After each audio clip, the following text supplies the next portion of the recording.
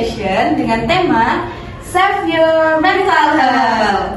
Podcast teman Himsaka, tempat bercerita untuk menggapai asa. Oke teman-teman, ada peribahasa yang sering kita dengar, yaitu tak kenal maka tak sayang. Maka dari itu kita kenalan dulu yuk. Saya Triana Nur Octavia, mahasiswa sarjana keperawatan angkatan 2021. Pada podcast ini saya tidak sendirian loh teman-teman. Di sini saya ditemani oleh rekan saya.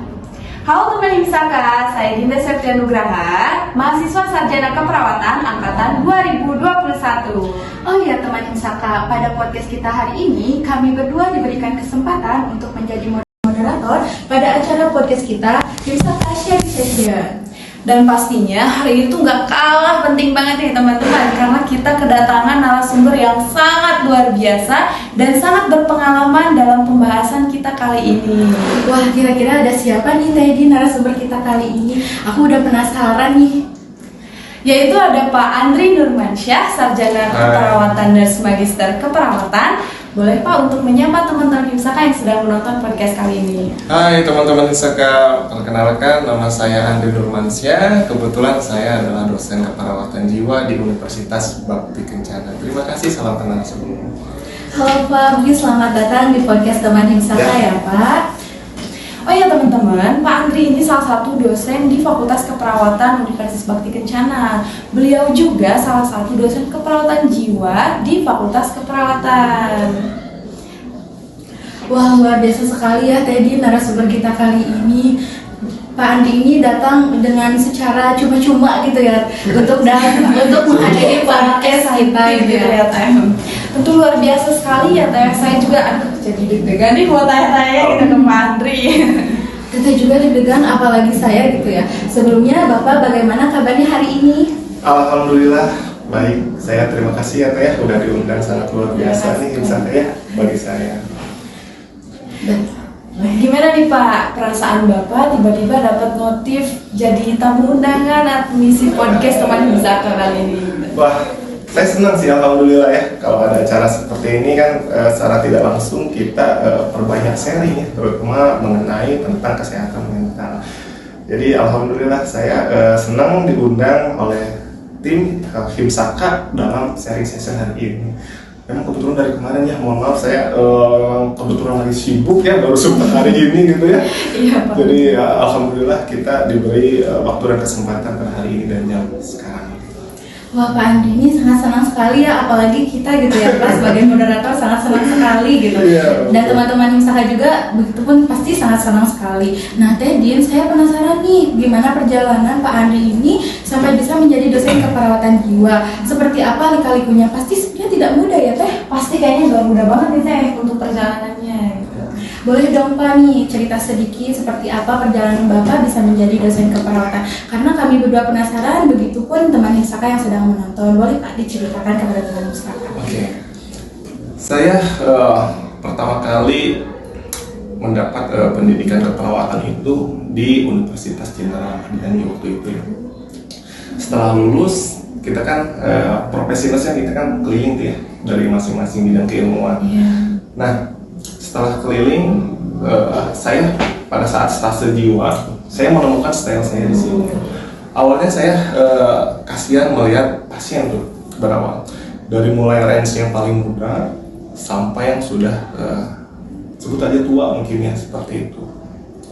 Dan ternyata saya telusuri, lakukan pengkajian, ternyata sangat disayangkan untuk yang masa muda ini ya.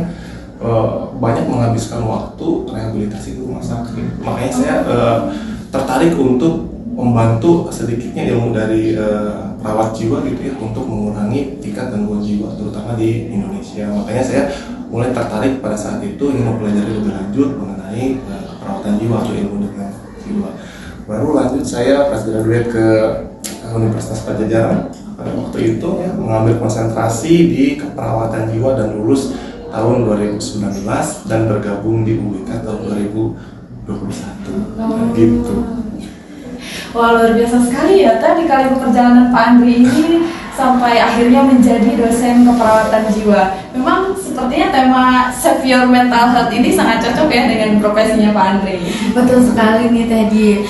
profesi Pak Andre ini memang sangat cocok dengan tema kita, yaitu Save Your Mental Health. Bicara mengenai Save Your Mental Health, teman-teman, pada tanggal 10 Oktober itu adalah Hari Kesehatan Jiwa, dan mental health itu sangat penting bagi mahasiswa, apalagi yang memiliki kegiatan di akademik maupun di luar akademik. Di era sekarang itu mental health itu sangatlah penting, tetapi masih banyak yang menyepelekan itu health mental atau mental health. Nah, betul banget sih Teh, saya sangat setuju dengan pernyataannya Teh Ana. Mungkin sebelumnya saya mau bertanya nih Pak. Oke. Nah, apa sih mental health itu? Kesehatan jiwa itu ketika seseorang sehat, tidak ada pikiran, gitu ya. Tidak ada rasa galau, tidak ada keluhan baik secara galau, mental dan lain sebagainya, dia sehat walafiat. Sehat itu dibagi menjadi dua, sehat secara fisik dan sehat secara psikologis. Kalau sehat secara fisik, otomatis kita tidak ada keluhan, tekanan darah normal, gitu ya, nadi normal, secara fisik tidak ada keluhan. Kalau secara mental, apa yang disebut mental sehat itu yang seperti apa? Yang tidak punya beban pikiran yang memang mengganggu. Salah satunya, kalau sekarang banyaknya yang masih remaja itu galau, gitu ya, cemas, gitu ya. Kalau yang tingkat lain apa masalahnya? Stres, Overthinking. Itu yang memang salah satu yang mengganggu kesehatan mental kita, dan itu biasanya berlanjut seperti itu. Oh, seperti itu ya Pak Mirsa. Nah Pak, karena kita juga sudah mengetahui apa itu mental health, di sini kami sudah menyiapkan beberapa pertanyaan dari teman Himsaka. Mungkin langsung saja ya Pak, kita ngobrol sharing santai gitu ya. Santai aja. Nah di sini tuh Pak ada pertanyaan gitu ya, kenapa kalau kita bicara di depan banyak orang itu kita selalu gugup gitu, atau gugupnya itu berlebihan? Apa sih Pak yang menjadi penyebab gugup itu? Oke. Gugup ya, sebenarnya kalau gugup itu kita kembali lagi kepada tahap awal, yaitu identifikasi masalah. Masalahnya apa di sini? Masalahnya gugup. Kenapa gugup? Multi kausal atau banyak faktor lain. Kita kaji, apakah gugup itu karena dia pertama kali berbicara di depan umum, ya? Ataukah yang kedua karena trauma, pernah ditertawain oleh teman atau yang lain sebagainya, atau mungkin pertama kali dilihat pacar baru jadian, ternyata di kelas ya baru jadian di kelas, ternyata melakukan presentasi misalnya. Jadi masih banyak faktor lain yang membuat seseorang itu. Jangankan teman-teman ya, saya dulu sudah mengajar ke beberapa tempat gitu ya, tapi masih belum menikah. Tapi pada saat nikah, saya juga pada saat ijab kabul kan belum tentu juga gitu kan ya, karena pengalaman pertama saya melakukan ijab kabul gitu. Ya, jadi itu dikaji dulu apa yang membuat dia gugup gitu ya, seperti itu. Dan teman-teman juga kan pasti mempelajari komunikasi pada waktu ini kan ya. Nah, apa sih yang harus kita persiapkan ketika kita berbicara di depan umum? Yang harus kita siapkan ini berkaitan dengan komunikasi yang kemarin kita belajar bareng-bareng gitu. Ada prainteraksi, interaksi, dan postinteraksi gitu ya, yang harus dipersiapkan pada saat prainteraksi. Apa yang harus dipersiapkan ketika kita ingin berbicara di depan umum? Kelebihan dan kekurangan. Ya, kelebihan dan kekurangan yang ada pada diri kita gitu ya. Ada salah satu teori yang menyampaikan gini kalimatnya: bagaimana kamu memahami orang lain sedangkan kamu tidak memahami diri kamu sendiri. Karena kenapa? Orang lain itu, setiap orang itu berfokus terhadap kelemahannya, tidak berfokus terhadap kelebihannya. Padahal kelebihan ini bisa menutupi kekurangan. Salah satunya adalah ketika teman-teman berbicara di depan umum gitu. Kekurangan ini bisa ditutup dengan kelebihannya, makanya dimunculkan kelebihannya. Lalu Pak, bagaimana ketika kita sudah berinteraksi di depan umum gitu? Banyak sebenarnya Teh yang bisa kita trik and tipsnya itu banyak gitu. Salah satunya active body language gitu. Yang kedua, kadang kan ada nih orang yang ketika berbicara di depan umum itu interaktif gitu ya, aktif dengan audiens gitu ya, tanya jawab dan lain sebagainya. Itu secara tidak langsung dapat mereduksi kecemasan ketika dia berbicara di depan. Dan saya ini masih banyak lagi. Ada juga yang kalau nggak salah saya lihat mahasiswa sambil pegang-pegang bapak ini. Itu sebenarnya bukan semata-mata pengen pegang, tapi dia untuk mendistraksi kecemasan pada saat berbicara di depan umum. Iya Pak, mungkin saya juga ya ngerasa gitu kalau presentasi di depan itu suka megang ballpoint kayak gitu. Betul. Nah, selanjutnya ini Pak ada pertanyaan dari teman Himsaka. Bagaimana sih cara berhenti ngebarcode diri sendiri atau melukai diri sendiri menggunakan benda tajam seperti pisau gitu untuk menyayat-nyayat tangan? Nah, itu teh gimana ya Pak untuk cara berhenti melakukan seperti itu? Sebenarnya banyak ya kasusnya itu sebenarnya banyak. Kenapa orang melakukan melukai diri sendiri itu? Biasanya dia kalau ada masalah larinya ke situ kan. Larinya ke situ. Beberapa orang memang tidak semua, beberapa orang. Ini berkaitan dengan coping setiap orang. Apa sih itu coping? Coping itu adalah cara penyelesaian seseorang terhadap masalah. Coping itu dibagi menjadi ada konstruktif dan ada destruktif, di mana responnya nanti yang muncul ada respon adaptif dan non adaptif. Orang yang melukai diri sendiri dengan menyayat-nyayat itu termasuk coping yang destruktif, di mana responnya ke arah non adaptif. Gitu. Lalu Pak, bagaimana cara kita untuk berhenti melukai diri sendiri? Gitu? Caranya adalah merubah coping yang destruktif itu ke arah konstruktif. Dengan cara apa? Dengan cara meningkatkan sumber coping. Sumber coping ada 4. Ada dukungan personal, ada material, ada motivasi, ada dukungan teman sebaya. Nah, itu yang harus ditingkatkan untuk merubah si coping yang destruktif ini ke arah konstruktif. Sebenarnya gitu.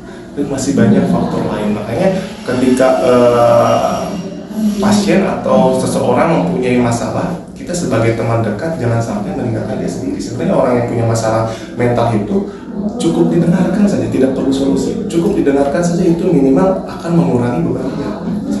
Dan sebagai korban, ketika ada masalah harus diungkapkan. Ketika ada masalah harus diungkapkan. Ketika sharing diungkapkan, curhat dengan teman sebaya, mungkin teman satu kosan ataupun dan sebagainya, itu bisa mengurangi bebannya, dan siapa tahu dia itu tidak akan melakukan ke arah melukai diri sendiri. Nah, jadi kita rubah dulu copingnya ke arah konstruksi. Nah, setelah itu bisa dibantu dengan teman kita sebagai rekan atau teman dekatnya. Gitu. 2 SKS nih kita. Jadi mungkin kita tingkatin juga gitu Pak. Betul. Betul. Nah Pak, selanjutnya ini mungkin yang bertanya itu tingkat akhir ya Pak, karena di semester 7 katanya itu sudah mulai menyusun skripsi, sudah mulai penelitian, menyusun proposal juga gitu. Bagaimana Pak cara pencegahan kita ini agar tidak stres gitu menghadapi semester 7 atau tingkat akhir itu? Oke. Memang semester 7 banyak yang stres itu. Sepertinya Kayaknya stresnya skripsi kali ya guys. Iya, skripsi. Ya, itu hal yang wajar. Oke. Cara mencegah stres. Nah, perlu kita pahami. Orang itu terlalu berfokus terhadap pencegahan stres. Dan bagi saya, stres itu tidak bisa kita cegah. Tidak akan bisa kita cegah. Teman-teman stres pada saat semester 7 menghadapi skripsi. Lalu ketika itu teman-teman udah lulus, stres juga tuh cari kerja kan ya.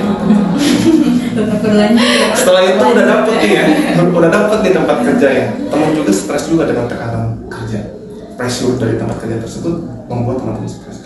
Jadi kalau untuk mencegah stres itu tidak akan bisa. Setiap makhluk hidup pasti akan berhadapan dengan stres.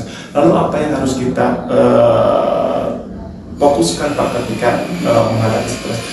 Harusnya bukan mencegah, tapi kita mempersiapkan diri kita dalam menghadapi stres atau stresor yang muncul membuat kita stres. Apa yang harus siapkan? Coping. Balik lagi tadi sumber coping yang harus disiapkan itu. Karena kalau kita berbicara coping ketika seseorang copingnya kuat, mau itu stresor yang bagaimanapun insya Allah dia bisa. Kalau untuk penjaga susah gitu. Ini mencegah datang lagi membuat stres, belum lagi yang pacaran atau belum lagi yang nikah, keluarga punya anak, wah banyak gitu. Kalau harus mencegah itu banyak gitu. Mending kita mempersiapkan diri kita atau menguatkan coping kita dalam menghadapi stresor gitu. Jadi intinya jangan lupa healing ya Pak. Nah, iya betul, healing itu penting. Nah kadang kan yang mahasiswa tingkat akhir tuh ya kan stresnya itu banyak revisi gitu. Waduh, tidak di ACC gitu. Stres gitu ya Pak. Aduh, dosennya susah Pak dihubungin dan lain sebagainya. Nah, kalau untuk dihindari, stres itu tidak bisa dihindari. Kalau teman-teman misalkan menghindari stres, yang membuat stresnya skripsi apa? Yang harus dihindari? Tidak dikerjakan, nggak mungkin kan nanti teman-teman nggak akan lulus kan? Seperti itu. Yang harus teman-teman lakukan adalah ketika stresnya gara-gara skripsi, prosesnya jeda dulu, bukan berhenti, dijeda dulu. Kita lakukan, kita lakukan atau dialihkan dengan teknik distraksi, dengan healing, salah satunya main dengan teman-teman sebaya atau kumpul, itu secara tidak langsung dapat mereduksi stres. Ketika kita sudah mereduksi stres, stresnya sudah berkurang, baru kita lanjutkan mengerjakannya. Semua itu ada tahapannya. Saya sudah melalui proses itu, tapi teman-teman belum melalui proses itu, dan di posisi saya sekarang belum. Masih jauh. Iya, saya dulu sampai nangis, pernah saya nangis gara-gara itu. Sebelum tesis pernah saya kayak gitu. Tapi ya itulah proses seseorang untuk menggapai kesuksesan ya melalui seperti itu. Gitu. Nah, buat teman-teman Himsaka yang semester 7 nih, jangan lupa healing. Healing nomor 1. Mungkin ini ada pertanyaan lagi nih Pak dari teman Himsaka. Kenapa sih suka tiba-tiba nangis kalau bahas orang tua saat lihat video di sosial media aja itu suka nangis gitu Pak kayaknya? Kalau kita lihat di sosial media, melihat orang tua suka nangis kalau melihat mantan udah bahagia nangis kan? Aduh, kayaknya itu dikasih kayaknya itu mungkin beberapa orang. Beberapa orang ada ya? Iya, ada beberapa orang ada gitu Pak. Artinya gini, kalau kita melihat sesuatu, ya, seseorang, baik orang tua maupun seseorang yang kita sayang, itu pasti kita lihat riwayatnya. Itu identifikasi dulu masalah penyebabnya. Lihat riwayatnya. Apakah satu, kita kehilangan orang yang kita sayang, gitu ya, baik orang tua, kerabat dan lain sebagainya. Yang kedua, apakah ada trauma yang berkaitan dengan orang tua. Yang ketiga, atau kita kehilangan momen yang bersama orang tua dan lain sebagainya. Itu secara alamiah pasti aktivitas itu bagian dari afek emosi kita gitu ya. Pasti sedih. Karena kan salah satunya itu ya sifat kita yang memang simpati gitu ya. Pasti sedih. Nah, kita seorang perawat kan boleh nggak simpati? Tidak boleh kan? Seorang perawat kan harus empati, itu namanya bukan simpati. Ya, gitu. Bedanya ketika kita seorang perawat, kenapa Pak seorang perawat tidak boleh simpati? Kenapa harus empati? Empati itu kan kita merasakan apa yang pasien rasakan, tetapi tidak terlalu dalam. Sehingga ketika pasien nangis, ya kita tidak ikutan nangis. Tujuannya untuk apa? Tujuannya kita bisa memberikan solusi yang terbaik untuk pasien. Dan nggak mungkin kita pasien nangis, kita nanti yang memberikan solusi. Iya, kita nangis bareng-bareng gitu ya. Iya, betul. Nggak mungkin juga ya. Betul, nggak mungkin juga seperti itu. Jadi gambarannya adalah seperti itu.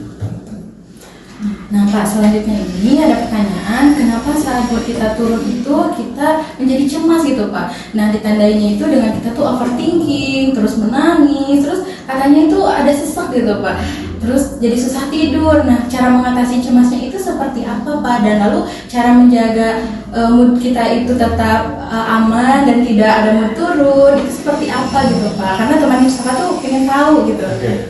Kayaknya perempuan lebih jago deh kalau masalah mood ya.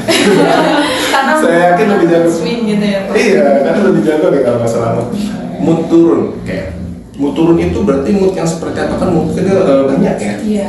Bisa senang, sedih, takut gitu ya. Itu kan salah satu marah, salah satu bagian dari mood. Nah, mood turun itu yang contohnya seperti apa? Mungkin kayaknya lagi Lebih sedih apa? gitu Oh, sedih. Pak, misalkan kayak si pacarnya jadi kan Oh, mood yes. turun. Jadi kayaknya lebih curhat ya. Lebih curhat ya. Gimana? Mungkin itu salah satunya ya Pak. Salah satunya. Sebenarnya kalau mood yang mood sedih gitu ya, atau yang lagi marah atau orang yang lagi cemas, kenapa sih tiba-tiba dia sesak napas gitu ya, atau susah tidur? Itu kan salah satu dampaknya. Itu kita biasanya ada yang disebut gini, SSD atau SSD gitu ya. Apa itu SSD? Somatic Symptom Disorder. Jadi sederhananya gejala somatik ya. Gejala somatik itu timbul ketika masalah fisiologis dari si psikologis. Timbulnya dari masalah psikologis. Jadi masalah fisiologis timbul akibat dari psikologis. Misal saya kasih contoh. Teman-teman mau sidang ya sederhananya ya. Mau sidang. Kira-kira mengalami cemas ya? Pasti sih Pak, gugup juga gitu. Gugup, stres gitu. gemetar Aduh, gitu kan Pak. pengujinya Pak Andre ini tanya-tanya ya. Betul kan ya? Pasti seperti itu. Pasti kan, itu pasti semua mahasiswa itu seperti itu. Cek tekanan hatinya. Jadi cepat itu kan ada perubahan. Benar nggak? Itu kan ada perubahan. Padahal yang teman-teman rasakan itu adalah masalah psikologis atau psikososialnya, cemas, lulus nggak ya, diterima nggak ya proposalnya. Tapi dampaknya kemana? Kalau yang punya migrain mungkin kumat juga migrainnya. Langsung ya Pak. Langsung minum ini ya, ibuprofen gitu. Iya betul, ibuprofen langsung minum satu gitu kan. Kalau yang punya mah kumat itu matinya gitu ya. Itu sebenarnya salah satu somatik gitu. Sempat kan dengar teman-teman nih ada di film-film juga suka ada ya gitu ya. Tiba-tiba orang tua mendengar kabarnya suaminya belum ditemukan atau anaknya nggak ada kontak dan lain sebagainya, terus dia punya penyakit jantung, terus jantungnya kumat kan gitu ya. Padahal nggak ada apa-apa, cuma mendengar kabar saja. Itu kan serangan secara psikologis yang berdampak terhadap fisik salah satunya. Nah itu salah satunya dengan pertanyaan itu ya kayak itu, bukan hanya nggak bisa tidur aja, sesak napas dan masih banyak lain yang diakibatkan oleh masalah psikologis seperti itu. Oh begitu ya Pak. Mungkin ini ada pertanyaan selanjutnya nih Pak. Apa itu? Nah, teman Himsaka ini sering dapat body shaming karena badannya tambah gemuk, jadi sering ngerasa insecure dan takut. Nah itu gimana ya Pak solusinya gitu? Oke, body shaming. Body shaming itu gini, seseorang ini kan body shamingnya itu sudah melakukan bullying, sudah masuk ke dalam Sudah termasuk bullying yang memang kita harus menurunkan tingkat bullying sih. Tingkat bullying itu sekarang lebih tinggi gitu.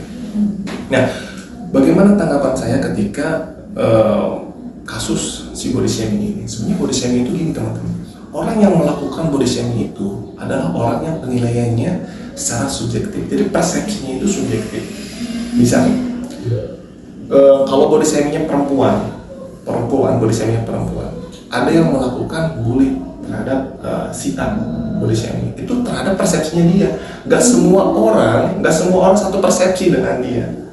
Intinya nggak semua orang tidak suka terhadap bentuk tubuh yang oversize misalnya seperti itu. Saya kasih contoh, cantik itu relatif betul. Betul Pak. Tampan itu relatif betul. Betul. Kita berpindah negara. Standar cantik di Korea itu seperti apa?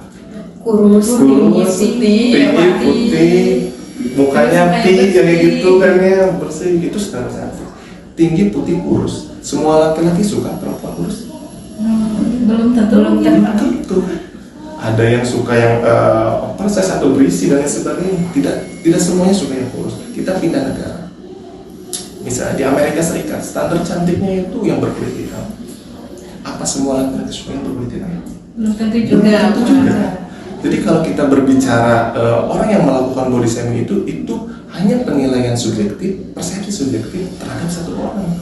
Semua orang belum tentu sama penilaiannya. Jadi jangan berkecil hati. Lalu Pak, bagaimana untuk korbannya, korban bullyingnya yang sebagai korban body shaming? Ada beberapa yang harus dilakukan. Kita balik lagi yang tadi salah satu yang pertanyaan pertama ya. Setiap orang mempunyai kelebihan dan kekurangan. Ya. Tingkatkan kelebihannya untuk menutupi kekurangannya. Lalu Pak, apakah kekurangan ini bisa kita perbaiki? Bisa kita perbaiki. Kalau misalkan kekurangannya berkaitan dengan body shaming, kenapa kita tidak melakukan diet? Asal jangan dipaksakan operasi dan lain sebagainya. Ya kan?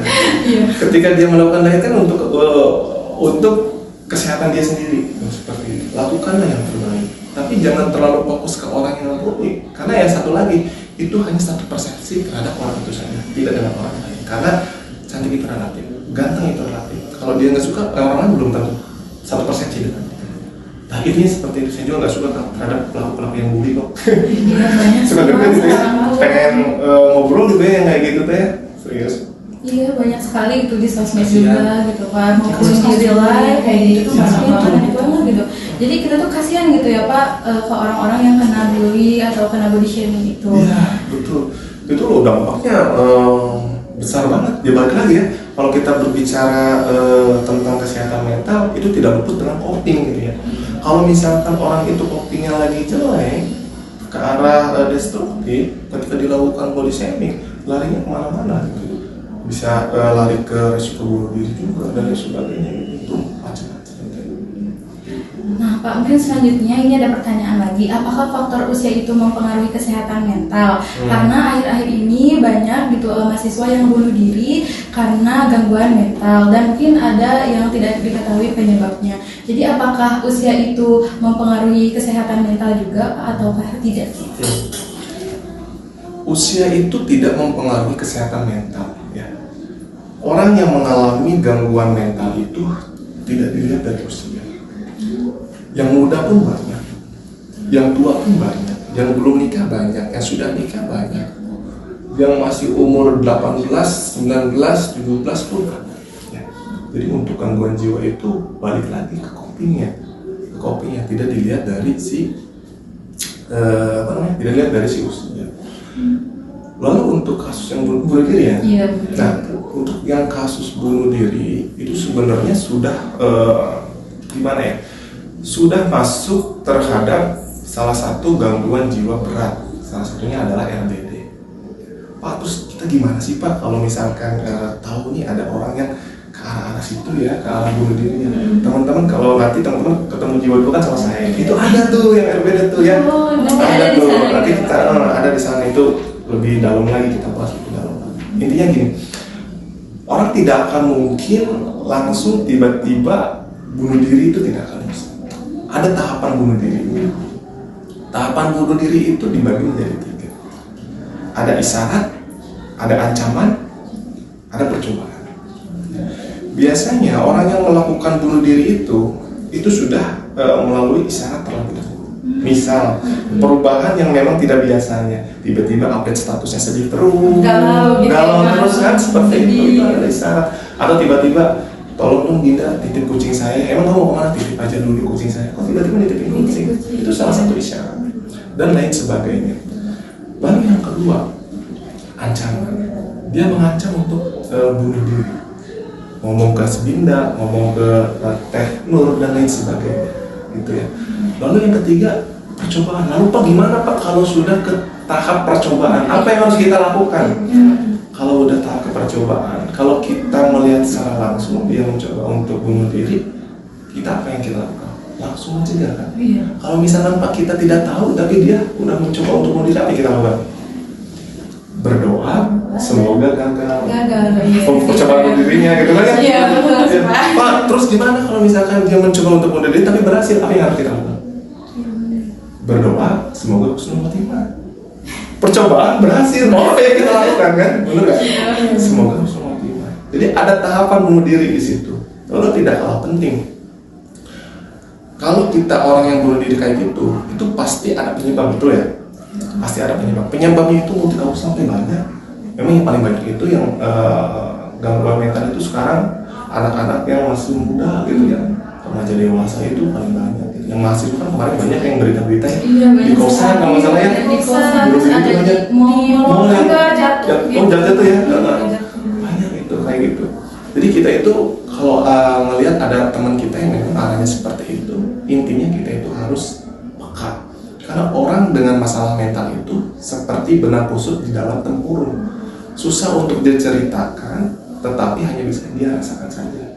Sebenarnya cuma itu teh, dia tuh pengen cerita, ya kita bantu gitu ya, kita bantu untuk mendengarkan keluh kesahnya, cukup didengarkan saja, seperti itu teh. Jadi kita intinya cowok cewek tetap harus peka ketika ada, ini ada kayaknya isyarat gitu. Langsung gitu ya. Langsung gitu ya, jangan dia. Kadang-kadang kita kan gini deh. Kadang-kadang kalau ada yang seperti itu, kalau mau maafin aku, timbang gitu aja gitunya, kadang orang kayak gitu. Jadi nggak peka gitu terhadap apa yang dia lakukan, masalah apa yang dia hadapi. Berarti gak semua orang itu kuat ya Pak? Betul, kan nggak semua orang itu kuat. Nah mungkin ini ada pertanyaan selanjutnya nih Pak. Bagaimana sih cara menjaga kesehatan kita agar tetap aman? Tips and triknya gitu Pak. Menjaga kesehatan ya, banyak sebenarnya. Salah satunya yang pertama adalah istirahat yang cukup. penting. Istirahat yang penting. Istirahat yang cukup, tidur yang cukup, melakukan olahraga yang rutin, itu tuh salah satu yang memang bisa menjaga kesehatan mental kita. Lalu ketika ada masalah, cobalah sharing dengan teman, curhat. Jangan dipendam sendiri, harus disampaikan. Sharing, curhat itu penting. Ketika ada masalah dengan teman, misalnya saya punya masalah dengan Dina atau Tehana gitu ya, sampaikan secara baik-baik, asertif, kalau kita sebutnya asertif, bersifat asertif. Jadi jangan dilama-lamain. Itu kan dilama-lamain kan malah nambah beban. Jadi kalau ada masalah harus diselesaikan secara baik-baik, gitu. Jangan lupa makan makanan yang bergizi. Kalau masalah makanan saya percaya, kalau masalah perempuan ya kalau masalah perempuan Insya Allah gitu Pak. gitu kan, iya, gitu. Nah teman-teman, seperti itu tadi cara menjaga mental health dan tips and trik ya Pak ya, agar mental tetap aman. Teman-teman juga boleh nih untuk mengikuti cara-cara yang tadi disebutkan oleh Pak Andri. Baik Pak, mungkin dari Bapak ada pesan untuk teman Himsaka, khususnya bagi mahasiswa di Universitas Bakti Kencana agar semangat menjalani hari-harinya. Boleh Pak, silakan disampaikan kepada teman Himsaka. Oke. Ya, teman-teman, sehat itu mahal ya. Sehat jiwa itu mahal.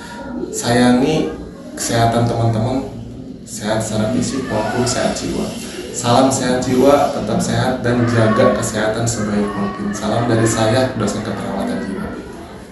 Wah, terima kasih ya Bapak. Semoga diterapkan oleh teman-teman gitu ya. Baik, terima kasih kepada Bapak Andri Nurmansyah yang sudah bersedia hadir di acara podcast kita Teman Himsaka. Dan kita di podcast kali ini setelah berbincang-bincang membahas self mental health, semoga teman Himsaka dapat mendengar podcast ini dan menerapkannya di kehidupan sehari-hari. Kita semua bisa selalu menerapkannya di kehidupan sehari-hari karena itu bakal menjadi kebiasaan yang akan kita hadapi. Nah, sebelum podcast kita tutup, aku ada quotes dulu nih buat teman-teman Himsaka.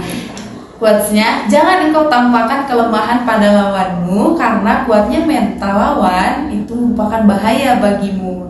Karena kita sudah di penghujung acara, saya Dinda Septianugraha dan rekan saya Riana Nur Octavia selaku moderator podcast Teman Himsaka pamit undur diri. Himsaka sharing session, save your mental health. Saksikan terus podcast Teman Himsaka and see you di podcast Teman Himsaka selanjutnya. Podcast Teman Himsaka Tempat bercerita untuk menggapai asa.